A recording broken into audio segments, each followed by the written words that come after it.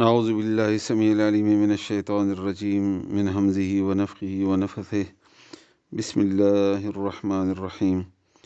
رب اشرح لي صدري ويسر لي أمري واحلل عقدة من لساني يفقهوا قولي.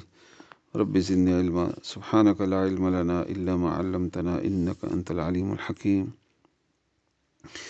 إن شاء الله نن بسورة أعراف آيات نمبر 9 یعنی 49 نمبر بوایو.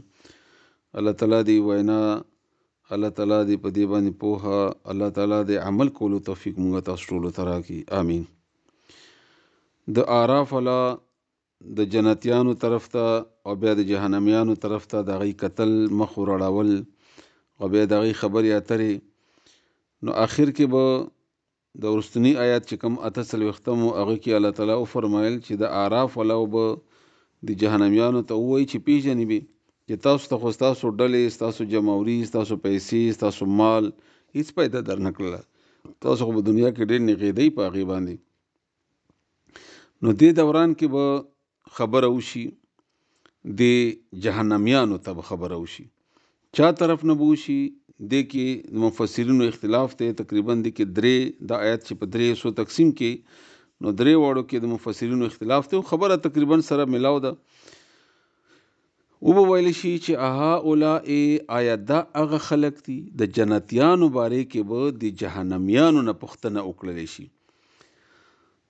ملائک به وکړي یا اعراف والا به وکړي یا بعضې جنتیان به وکړي دینه چې دا هغه خلق دي، یعنی دا جنتیان الذین هغه اقسمتم چې تاسو به قسمونه خوړل چې لا ینالهم نه برسیږي دوی ته الله برحمت په رحمت سره، یعنی الله تعالی به دوی ته رحمت نه ورکوي، دوی باندې به الله رحم نه کوي. تاسو به دنیا کې قسمونه خوړل ځکه چې دنیا کې کافر یا منافق یا مشرک یا بدعتیان دا عموما مالداري وي او تکبر کړي. ځکه شاتنی آیات کې تیر شول یا نو د ډلو ولا یا د دنیا د وسایل ولا وي. نو دوی به دا ویلي دنیا کې چې کله به د مسلمانانو سره او د مجاهدینو سره او د مؤمنانو سره به بیسو، نو ورته ویلي به چې تاسو نن چې څنګه خوار یې، تاسو به قیامت پر ورځ هم دغسې خوار یې. اول خو قیامت شته نه کوي، نو هلته هم ماته الله تعالی راکوي. لکه څنګه چې سورت کهف کې د باغ والا خپل منځ کې بحث مباحثه ده، نو دا یو کس ورته وایي د باغ والا ته چې باغ دی او الله تعالی میوې او هر څه ورکوي، هغې ته وایي د الله عبادت وکړه، شکر ادا کړه د الله، لا حول ولا قوت ووایه او قیامت به راځي. نو دی ورته وایي چې اول خو قیامت شته نه، که شي مثلا دا تا خبره رښتیا شي چې قیامت به وي، نو هلته به ما ته میلاویږي، تا ته نه میلاویږي. څنګه چې ته دنیا کې داسې سپېری، ته به قیامت کې هم همدغسې وي. او دوی ټول عمر همدغسې مسلمانانو پورې خاندي. د رسول الله صلی الله علیه وسلم په زمانه کې به ابو جهل دي څه ویلي، همدغه به ویلي چې موږ دې خورانو سره کینو، چېرته چې عمار ناستی، چېرته چې بلال ناستی، دا خو یا هغه که نه د غلامانو، یا چېرته چې عبدالله ابن مکتوم ناستی، چېرته عبدالله ابن مسعود ناستی. نو دوی به هغې پورې خندل او بیا به ویلي رسول الله صلی الله علیه وسلم ته چې دا خلک ځان نه لرې که، مونږ داسې سرداران یو او پلانې یو چې مونږ تا سره کینو. همدغه رنګې خبرې به مخکیني پیغمبرانو ته هم شوي وي، نوح علیه السلام ته، نورو ته، چې تا سره چې کوم دا خلک دي دا هلکه رایې بعد یو رایې دا هسې عام خلک دي، دې سره مونږ نه کینو، تا سره ټول غریبان ملګري. نو بهرحال خندل به ورپورې. نو هلته د قیامت په ورځې هغه خلک به جنت کې وي، الله به لوی درجې ورکړي وي، انعامات به ورکړي او ګوري به. ځکه چې سبا آیت کې بل سبا آیت کې راځي چې دغه جهنمان به هغې نه به سوال کوي چې لږ اوبه خو راکوي. نو دومره خو به دوی تږي وي چې اوبه وس به هم نه وي چې اوبه وڅکي. نو بهرحال اب سبا راځي انشاءالله که زندګي وه، الله تعالی توفیق راکړي. نو تاسو دنیا کې دوی پورې خندل، دا غریبانو، دا عجزانو، خو مؤمنانو، مخلصو، متقیانو، الله او د الله د رسول د پاره زندگی تیروله، تاسو خو به دې باندې قسم خوړو چې دوی به جنت ته نه ځي. دا خو وګوره جنت کې دي. نو دې جنتیانو ته بیا وویلی شي دا به وي جنت کې، خو دا د دې کافرو ته یا د دې متکبرونو ته د زور ورکولو دپاره، تکلیف ورکولو دپاره چې ادخلوا الجنته، ځئ نه نوځئ جنت ته. جنت خو تاسو ته میلاو دی، لا خوف علیکم نن بیر نه پتاسو ولا انتم تحزنون نه بتاسو غمجنو پریشان یې.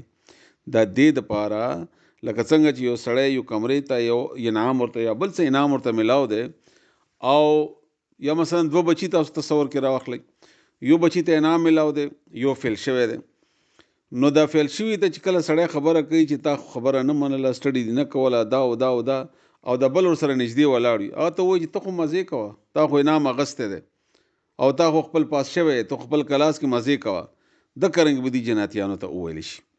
دا یو تفسیر دی. دویمه خبره دا ده چې دا خبره به اعراف الاوکی دی جهنميانو ته چې نن ورځې وګوره هغه جنتیان څومره لوی درجې دي، تاسو به دنیا کې قسمونه خوړل چې دي ته بیس نه ملاویږي او دا به همدغه صفاتې وي، د آخرت کې به همدغه صفات وي. اول خو قیامت شته نه کوي، نو موږ به مخکې ځو، نو هغوی خو وګوره جنت ته لاړل. نو جهنميان به ورته جواب کې ووایي چې نو تاسو څه ته نیغېږئ، تاسو هم جنت ته نه یې تللي، که مونږ نه یو تللي یا مونږ جهنم ته ځو نو تاسو کومه جنت ته لاړ، تاسو هم دلته په دیوال کې کینولی یې یا دلته منځ کې کینولی یې. نو د دې په دې خبرې باندې به الله تعالی ته یو قسم غیرت یا یو هغه به ورشي ورته د کافر، ځکه جلا باندې کافر خبره ډېره بده لګي او خاص کر هغه خبره چې مسلمانانو دپاره د پیغور او همدغه رنګې د هغه خبره د شرم خبره وي، نو الله به په غیرت کې راځي. نو الله به دی اعراف ولته او فرمایي چې ادخلوا الجنه، زی تاسو خو جنت ته ننوځئ، ځکه چې تاسو ته دی پیغور درکو دا دی هغه د جهنميانو تاسو دلته کینولی، نو دی به جنت ته ننوځي د اعراف ولا، او بیا به دی ته وویلی شي چې تاسو باندې به نه د نه بعد یره وي او نه به د نه بعد غم وي. دا 2-3 قسمه مفسرینو تفسیر کړی دی د دې آیت.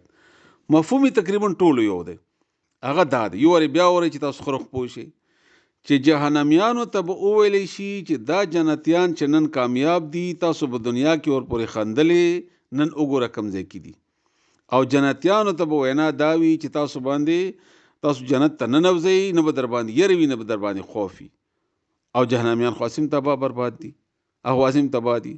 دا کیفیت تاسو لږ هر وخت ذهن کې راولي چې داسې کیفیت هم په مونږ باندې راتلی شي چې هغه د اعراف ولوي.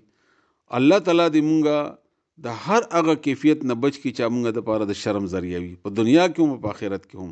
الله دې مونږ جنت والا حساب کې الله تعالی دې مونږ تاسو ټولو ته جنت الفردوس راکړي.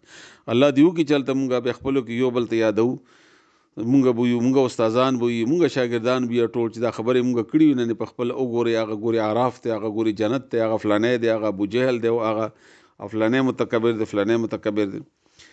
دا خبره ته چې کومه وشوله چې الله تعالی ته غیرت ورشي په دې جنتیانو په دې اعراف ولا باندې، دې خبرې باره کې د رسول الله صلی الله علیه وسلم یو حدیث مفهوم داسې دی، مفهوم یې تاسو ته بیانوم چې الله تعالی ته په دې خبرې غیرت ورځي چې یو سړی دنیا کې زما نوم اغستی دی چې لا اله الا الله، زه څنګه کافرو سره یو ځای کم، زه ولې کافر سره هغه ته سزا ورکم، او دا د الله د غیرت د شان نه خلاف خبره ده. الله تعالی دې موږ بچ کی. یو بل حدیث مفهوم دی چې رسول الله صلی الله علیه وسلم الله ته فرمایل، سوال یې وکړو چې الله زما د امتیان ته نور امت په مخ کې شرمېده مه کړي.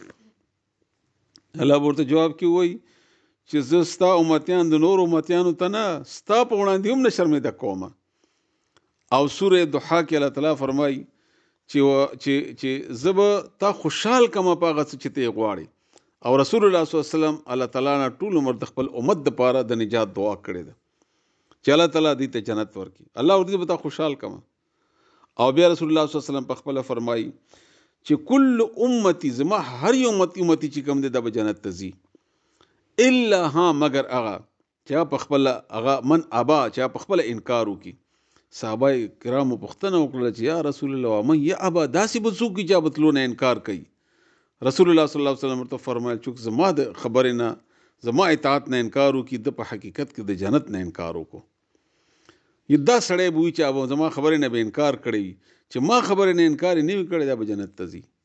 او بیا نور حدیث تاسو اورېدلی دي چې شرک کړی نه وي دا به جنت ته ځي. الله تعالی دې موږ تاسو ټولو ته نصیب کړي. الله دې موږ د رسول الله صلی الله علیه وسلم امتیان هغه حقیقي امتیان حساب کړي، څنګه چې صحابه کرامو درجه وه د هغې هغه خاورو نه موږ خپلو دعاګانو کې د اسې تاسو دپاره دې ته وایم چې تاسو هم دا کله ځنه چل د خپل استاد نه زده کوئ.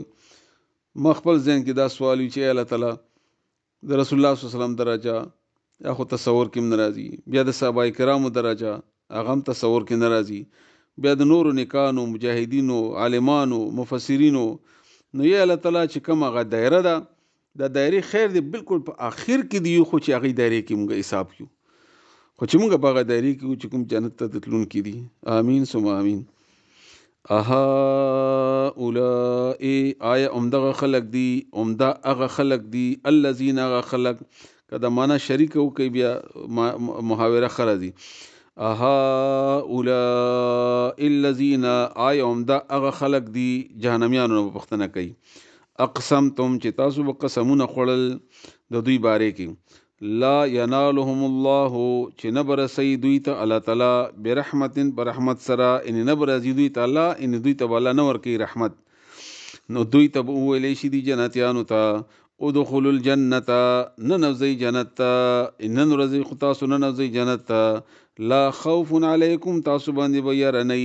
دا ځان ته یو بیل خوند کوي چې سړی ته وای، خو چې هغه دشمن په مخ کې درته وای او چا سره تانه لګي دا غي په مخ کې درته وای.